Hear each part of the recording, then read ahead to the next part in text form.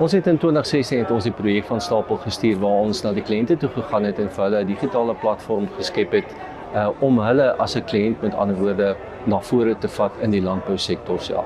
Ons is nou 8 jaar later, ons het 4.500 kliënte wat op die oomblik die platform gebruik en ons is regtig bevoorreg om die voordeel te hê om vir ons kliënte 'n diens te bied binne in die landbousektor self. Die platform word hoofsaaklik gebruik vir die navraag van sekere elemente binne in die graanomgewing. Daar is ook 'n 22 miljard rand se betaling kumulatief wat reeds deur die platform gevloei het. En uit die aard van die saak heg ons data en sekuriteit 'n topprioriteit binne in Afgri self. Vandaar ook die beweegrede hoekom ons op 'n gereelde basis, met ander woorde die platform laat onderwerp aan audit en audit spore rondom die elemente. En ons is ook baie opgewonde oor die nuutste toevoeging tot die platform op die stadium van die geveg, wat ons retail online store is. Ons het meer as 10.500 elemente binne in die platform wat die boere kan selfs laat aflewer op die plaas self.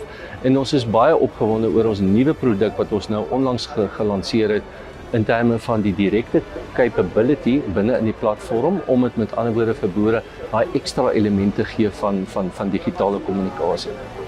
Ons is ook baie opgewonde om jou as kliënt saam hand te vat en met ander woorde die toekoms in te lei deur 'n digitale enablement omgewing om seker te maak dat ons die beste vir die land sowel as vir die boerdery na vore kan bring.